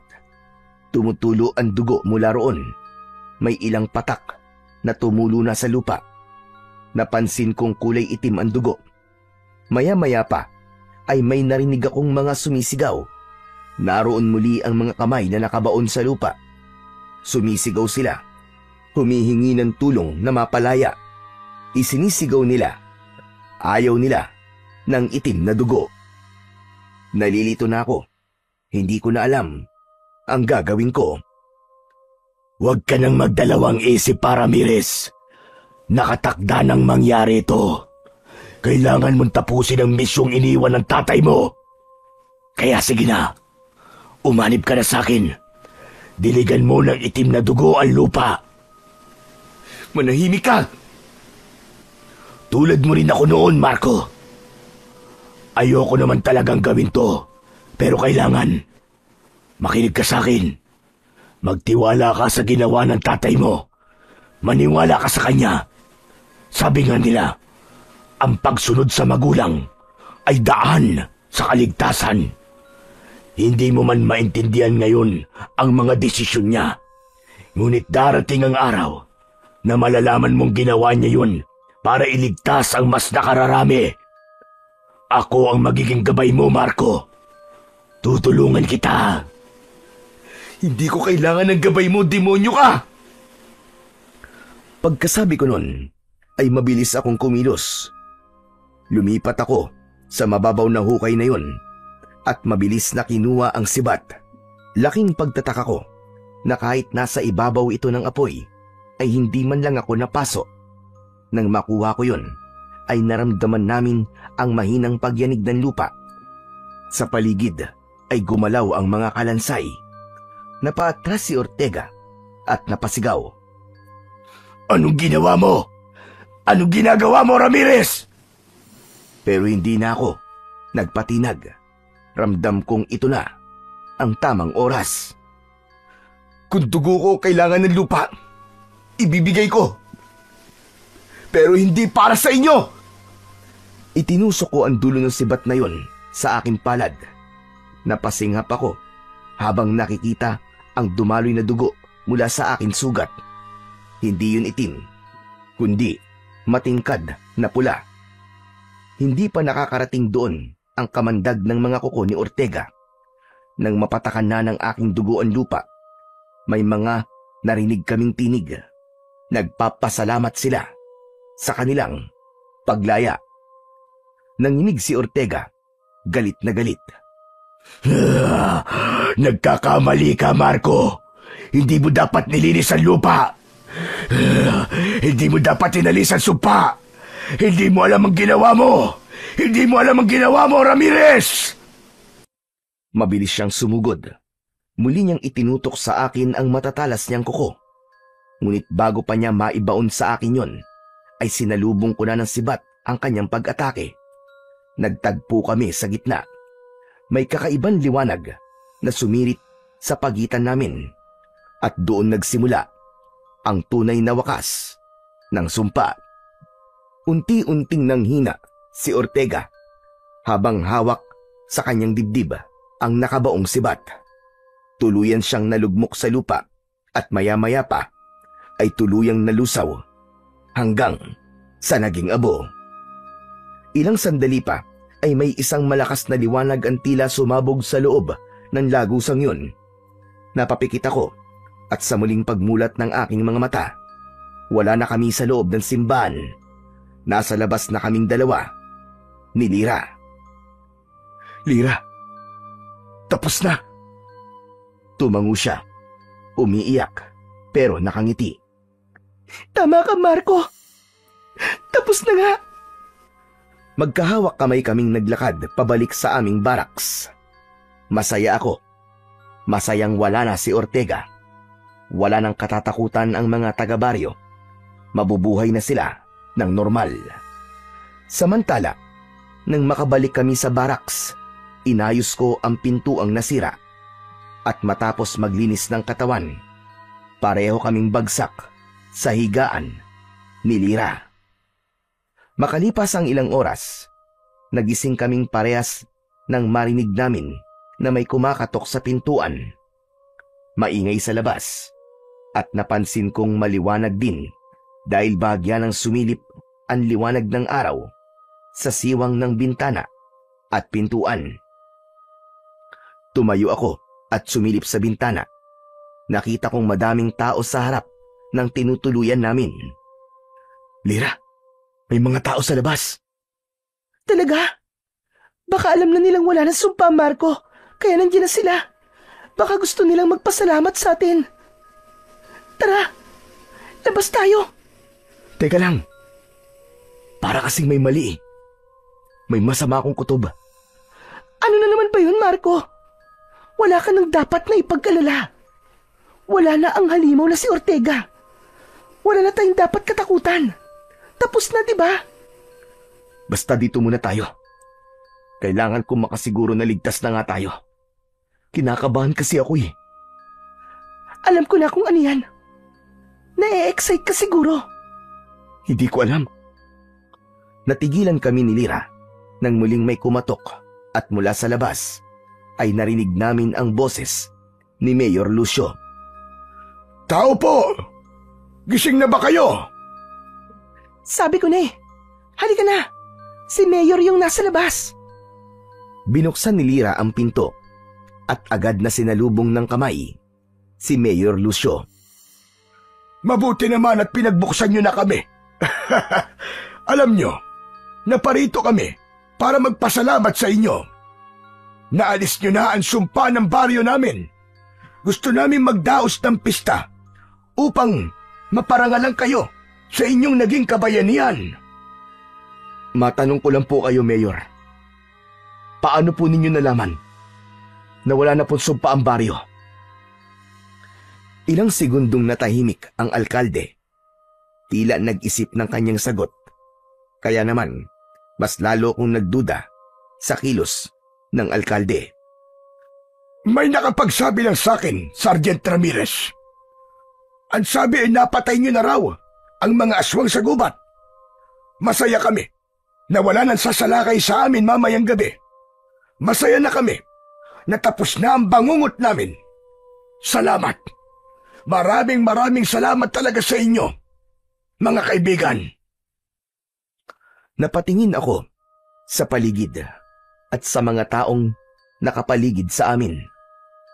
May ilang nakatayo lang, nakangiti, may ibang tahimik at nagmamasid lang. Pero habang pinagmamasdan ko sila, may kung anong kakaiba kong naramdaman. Hindi ko maipaliwanag, pero iba talaga ang pakiramdam ko. Parang nakikita kong may itinatago sila. Peke ang kanilang mga ngiti. Lahat sila ay nakatingin sa akin ng diretso. May isang bata na tumakbo sa harapan ko. Nakangiti rin, pero maputla ang mukha niya. Walang kulay ang labi niya. Napatitig ako sa mga mata niya. Kulay abo at walang buhay. Tumingin ulit ako sa mayor. Nakatingin siya sa akin. Nakangiti rin, pero ang mga mata, parehong ganun. Walang kislap, walang buhay. Biglang lumapit sa akin si Lira. Halatang nag-aalala. Marco, ayos ka lang ba? Para ka natulala eh. Ha? Oo, ayos lang ako. Parang bigla lang ako nahilo. Hinawakan niya ang braso ko at marahang pinisil. Para bang pinapakalma ko. Muli kong itinuon ang tingin ko sa mga tao. Napakunot ang noo ko. Kanina lang, mapuputla sila. Parang mga bangkay na naglalakad. Pero ngayon, normal na ulit sa paningin ko. Parang walang nangyari. Parang ako lang ang nakakita kanina ng kakaiba. Lira, maglalakad-lakad lang muna ako ha. Babalik din ako agad. Sigurado ka? Ayaw mong samahan kita? Hindi na. Hintayin mo na lang ako dito. Sige, kung yan ang gusto mo. Tumango ako at saka naglakad palayo sa mga taga-baryo. Isang sandali ay napadpad akong muli sa lumang kubo na napuntahan namin kagabi. Nilibot ko ang aking paningin sa paligid. Tahimik na pumasok ako sa kubo. Nilapitan ko ang libro at marahang dinampot. Pagbukas ko, agad kong napansin ang isang pahina na may bilog na pulang tinta. May mga salitang hindi ko maintindihan. Pinilit kong basahin pero nabubulol ako sa tuwing sinusubukan ko. Binuklat ko pa ang ilang pahina at nakita ko doon ang isang sulat. Sulat kamay ni tatay yun. Nakasulat doon na kailangang gawin ng ritual bago pa lumakas ang mga aswang. 10 mangkukulam ang kasama niya at ang layunin nila ay isumpa ang mga taga-baryo na hindi na nila magagamit ang kanilang mga kapangyarihan upang hindi na sila muli pang makapanakit. Tumigil ako sa pagbabasa. Napaupo ako sa sahig. Ang aklat na yon, parang may bahagi na parang naging diary ni tatay. Ipinagpatuloy ko ang pagbabasa. Natuklasan ni tatay na mga aswang ang lahat ng tao sa baryo. Kaya naman, bago pa dumating ang kabilugan ng buwan, may isang grupo ng mga mangkukulam ang nag-alok sa kanya ng tulong. Isang paraan lang daw ang pwedeng mangyari upang mapigilan ang pagpatay sa kanila ng mga aswang sa baryo. Ito ay ang bumuo ng isang sumpa na magtatago sa kapangyarihan ng mga taga-baryo na maging aswang. Ang kapalit ay ang dugo ng mga sundalong kasama niya noon. Nakipagkasundo ang aking ama. Ngunit hindi niya alam na literal na buhay pala ang hinihingi ng mga mangkukulam bilang kapalit. Nang makita niyang unti-unting nilalamon ng lupa ang mga sundalo, tumakas siya at hindi na tinapos ang ritual. Dahil doon, pansamantala lamang ang naging bisa ng sumpa sa baryo. Si Sergeant Ortega ang gumawa ng paraan para maipagpatuloy ang sumpa. Ngunit alam din niyang hindi yun tatagal magpakailanman. Ang dugo ko, ang dugo ni tatay, at ang pagpayag ko sanang makianib sa gusto ni Ortega, yun sana ang magiging daan upang tuluyang mawalan ng kapangyarihan ang mga aswang habang buhay. Ngunit iba ang aking pinili. Tinapos ko ang sumpa. Pinalaya ko ang mga tunay na aswang. Hindi maaari ito. Nagkamali ako ng pasya. Anak ng putya, tama si Ortega. Hindi ko alam ang aking ginagawa. Si Lira, iniwan ko siya sa piling ng mga aswang na yun. Hindi! Mabilis akong tumakbo. Inihanda ko ang aking baril. Nang makabalik ako sa barracks, ay wala na doon si Lira. Nakaramdam ako ng takot. Lira! Lira, nasaan ka? Lira! Diyos ko! Ang asawa ko! Muli akong naglakad ng mabilis. Ngunit wala pang 1 minuto. Napahinto ako nang makita ang mga taga-baryo na nakaharap sa iisang direksyon. Nang pagmasdan ko ang tinititigan nila, nakita ko roon si Lira. Nakatali ito sa mga kawayang nakatusok sa lupa. Sa bandang paanan niya ay may mga sanga at kahoy na alam ko kung saan nila gagamitin. Mga hayop kayo! Pakawalan niyo ang asawa ko! Pakawalan niyo siya! Kung ayaw niyo mamatay! Kumalma ka lang, Sergeant Ramirez. Gusto lang namin ng masarap na makakain.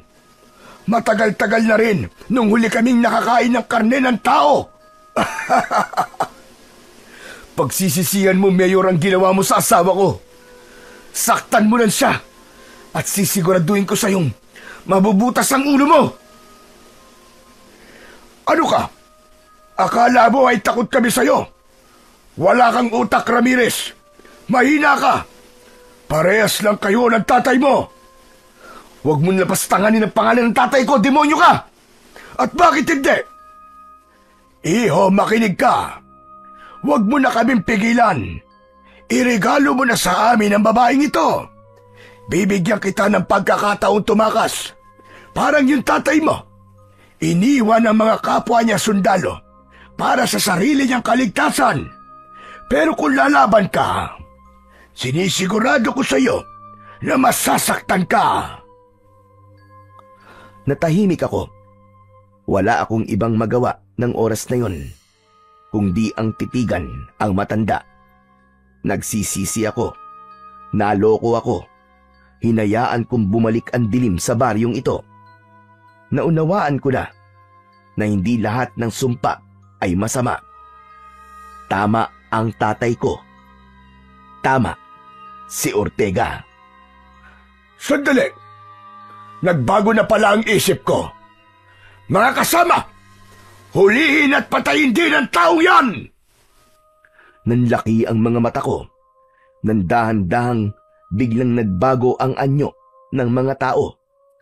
Lumaki ang mga ngipin nila hanggang sa naging matulis na pangil. May ilan na tumubo pa ng dagdag na hanay sa gilid ng bibig. Humaba din ang kanilang mga kuko at ang balat nila ay naging kulay abo. Hindi lang yon, kumikilos din sila ng hindi normal. Mababaho sila, parang amoy ng bulok na karne. Halos sabay-sabay silang lumusob papunta sa akin. Wala akong magawa kundi ang iangat ang hawak kong Armalite at sunod-sunod silang pinaputukan. Marami agad ang bumagsak sa lupa. Napaatras ako, ngunit sa pagkakataong yon ay hindi na ako tatakbo. Kailangan kong mailigtas ang asawa ko. Pinaulanan ko ng bala ang mga aswang. Marami agad ang natumba. Mga diablong buwang kayo lahat! Uubusin ko kayo! Muli akong nagpaputok. Halos ubusin ko na ang bala ng magasin ko. Pero hindi sapat ang sandatang dala ko. Paubos na ang bala ko, pero ang mga aswang, bumabangon sila. Hindi sila namamatay sa bala ko. Unti-unti silang nakalapit. Pero bago pa nila ako tuluyang mahawakan at mapatay, kinuha ko ang isa ko pang baril at itinutok yon sa aking sintido. Marco! Marco, anong ginagawa mo? Patawarin mo ako, mahal ko. Pero hanggang dito na lang siguro ang laban natin. Mas mabuting mamatay ako sa bala kaysa sa kamay ng mga aswang na to. Mahal na mahal kita, Lyra. Paalam. Ipinikit ko na ang aking mga mata at nakahanda na sana ako sa aking kamatayan. Pero natigilan ako nang may marinig akong mga sigaw. Pagmulat ng aking mga mata ay nakita kong pumasok sa bulwagan ang isang grupo ng mga tao. Mukha silang mga taga-bundok. Mukhang may tribong kinabibilangan dahil sa uri at paraan ng kanilang pananamit. Maiitim din ang kanilang mga kulay. May mga dala silang mga sandata, mga matutulis na kawayan, mga latigo at itak. Isang matandang lalaki ang tumayo sa gitna nila. May suot itong isang gintong medalyon sa kanyang leeg. Nagalit si Mayor Lucio sa kanilang pakikialam. Mga lapastagan! Bakit kayo nakikialam? Matagal na naming alaman tungkol sa inyo. At matagal na din kami nagmamanman. Nandito kami para ipagtanggol ang mga inosente. Hindi namin naayaan na muli kayong maghari sa lugar na ito, Lucio. Sumigaw si Mayor Lucio. Galit na galit, pero hindi natinag ang matanda. Wala sino mang masamang nilalang ang makakalabas dito ng buhay. Itinaas nito ang kanyang medalyon. Mula roon ay kitang-kita kong sumiklab ang isang liwanag. Isang mainit na bughaw na sinag na mabilis na kumalat sa paligid. Ang mga aswang na natamaan ng sinag na yon ay napasigaw. Nakita ko ang mga balat nila ay pumutok at nagdikit-dikit. Napaso sila sa taglay na liwanag ng medalyon. Kasunod nito, sumugod ang mga tao. Ang mga aswang, wala silang laban sa mga matutulis na kawayan. Mas iniinda nila yon kaysa sa aking baril. Natulala ako. Parang napako ang mga paa ko sa lupa habang pinanunood ang nagaganap na labanan. Hindi ako makapaniwala na magkakaroon pa ng himala. Marco! Marco, tulungan mo ako! Napatingin ako kay Lyra. Bitbit siya ni Mayor Lucio na naglalakad na palayo. Agad akong tumayo at susundan sila, pero biglang may humawak sa aking balikat. Paglingon ko, ang matandang may medalyon. May iniaabot siya sa akin na pilak na punyal. Ito gamitin mo. Ito ang tanging sandata na makapapatay sa lider ng mga aswang. Agad kong kinuha ang punyal. Wala nang oras para magpasalamat. Agad kong sinundan si Mayor Lucio at ang asawa ko. Bitiwan mo ang asawa ko! Huwag ka ng mga aspa, Ramirez! Hindi mo ako kaya! Mabilis akong tumakbo at nakalapit sa kanya. Agad ko siyang nasaksak sa balikat.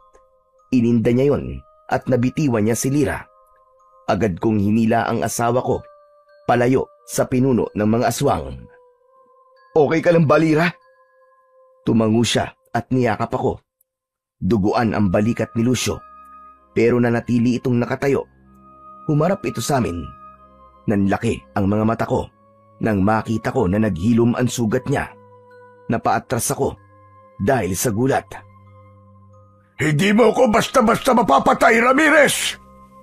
Ang mga mata niya biglang nagbago, naging kulay pula, at ang kanyang balat ay naging kulay abo. Humaba ang mga kuko niya, naging matulis at nagpakita na din ang kanyang mga pangil. Marco! Tumakbo na tayo! Hindi, mahal ko. Kailangan ko tong tapusin.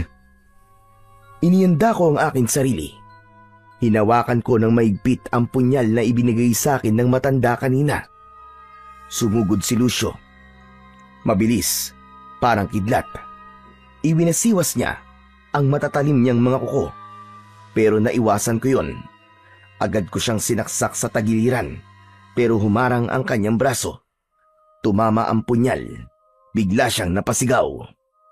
Nagsimulang umusok ang sugat niya, pero mabilis din itong naghilom.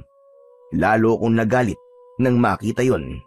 Naisip ko na hindi sapat na saksakin siya kahit saan. Kailangan kong tamaan ang pinakakritikal na bahagi ng kanyang katawan para mamatay na siya. Sinugod ko siya muli gamit ang buo kong lakas. Sinaksak ko siya sa kanyang dibdib, sa tapat mismo ng kanyang puso.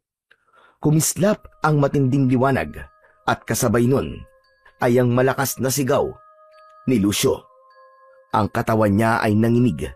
Unti-unting nagbago, pabalik sa kanyang anyong tao, hanggang sa tuluyan siyang naging abo. Tapos na ba, Marco? Oo, mahal ko. Tapos na. Pero hindi ko alam kung tuluyan na ba tayong ligtas. Bumalik kaming dalawa sa lugar ng labanan.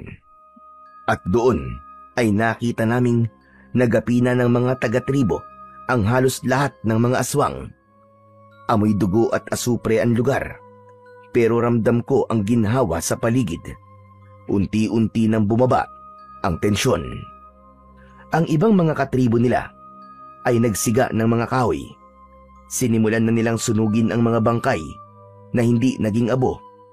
Nilapitan namin ang leader nila at nagpasalamat sa pagkakaligtas sa amin. Tatang, maraming salamat po sa tulong ninyo. Kung di ho kayo dumating, baka patay na po kami ngayon ng asawa ko. Ngumiti at tumangulang ang matanda. Marco, wala na. Tapos na talaga. Ligtas na tayo. Oo, mahal ko. Sa wakas, tapos na. Tumingala ako sa langit at nagpasalamat sa Panginoong Diyos. Hinawakan ko ang kamay ni Lyra. Magkahawak kamay kaming naglakad pabalik sa aming baraks upang kunin ang sasakyan. Pagdating namin sa barracks, ay agad kaming sumakay at habang binabaybay namin ang daan pauwi, napatingin ako sa salamin. Sa likod ng sasakyan, nakita ko ang manipis na usok na galing sa lugar ng labanan. Tanda ng katapusan ng isang madilim na kabanata sa lugar na yon. Ilang araw matapos naming maisumiti ang report, napansin naming tila naging tahimik ang mga opisyal. Wala kaming natanggap na anumang tugon, walang follow-up, walang nagtanong. Kalaunan, nalaman namin na itinago na nila ang buong dokumento. Para bang ibinasura na nila ang kasong yon. Hindi na ako nagreklamo. Naiintindihan ko sila. Marahil ay ayaw nilang kumalat ang takot. Alam kong may mga bagay talaga na mas mabuting manatiling lihim na lamang upang manatili ang kapayapaan. At kung anuman ang tunay nilang dahilan, wala na akong pakialam. Ang mahalaga ay napagtagumpayan namin yon at ligtas kami ng aking asawa. Nabuhay kami ni Lyra. Hanggang dito na lamang po. Salamat po sa pakikinig sa aking kwento.